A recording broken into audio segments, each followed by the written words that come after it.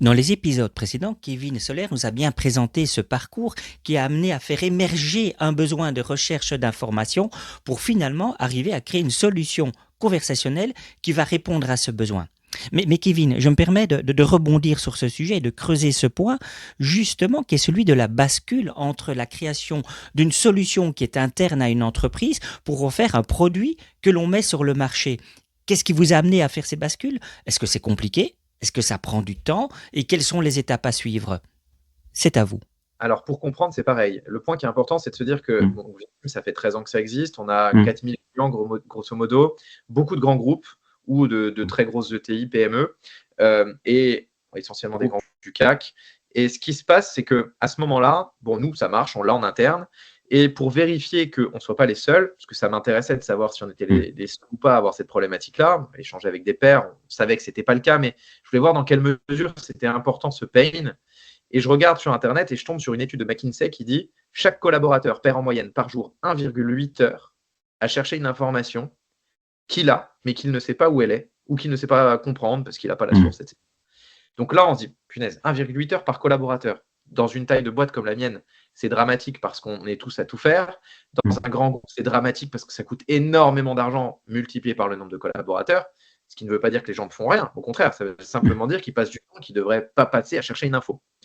Du coup, je suis invité sur une table ronde. On parle beaucoup de principes RH, puisque dans nos cas d'usage sur la visite virtuelle, réalité virtuelle, on adresse énormément de clients sur la partie RH, sur de l'onboarding ou du recrutement.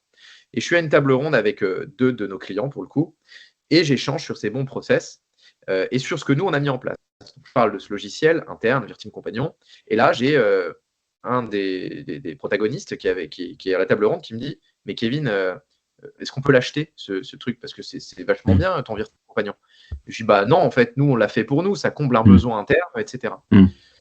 Et là, ça tilte dans ma tête quand je vois que la deuxième personne qui est à cette table ronde me dit la même chose. Elle me dit, mais tu sais que nous aussi, on a les mêmes problèmes. Et que pour le coup, si tu me trouves une solution, moi, je suis prêt à payer. Et tu sais, quand tu es entrepreneur, le point clé, c'est quand tu as un client qui te dit, je suis prêt à payer pour ça. Un client, je suis prêt à payer pour ça, veut dire normalement market fit. Bon, je ne tire pas de généralité tout de suite. Je me dis, je vais faire un listing de mes 10 plus gros clients avec lesquels j'ai une relation qui est quand même privilégiée puisque je les connais depuis des années. Je vais les appeler, je vais leur parler de ça et je vais voir avec eux s'ils estiment que ça pourrait répondre à vraiment un besoin, un pain en interne, une douleur, un point de douleur. Les 10 me disent oui.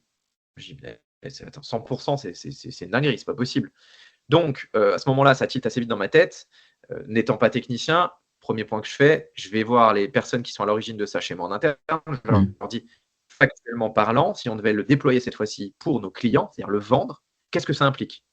Et là, ils explosent de rire en me disant, mais c'est un autre logiciel, c'est plus du tout la même chose. On a le corps du système, certes, mais le rendre SaaS, en faire un logiciel, c'est une usine à gaz. Donc, il y a un certain temps de travail.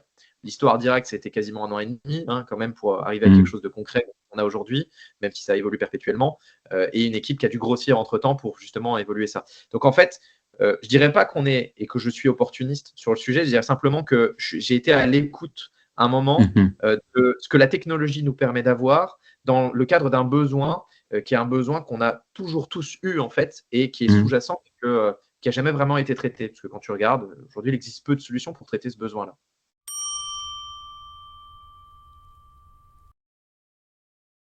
Voilà, c'est fini pour cet épisode, j'espère qu'il vous a plu. N'hésitez surtout pas en fonction de votre plateforme à laisser une étoile, un pouce, un like, à écrire un commentaire et à parler de ce podcast autour de vous. Je vous donne rendez-vous pour d'autres épisodes, restons connectés.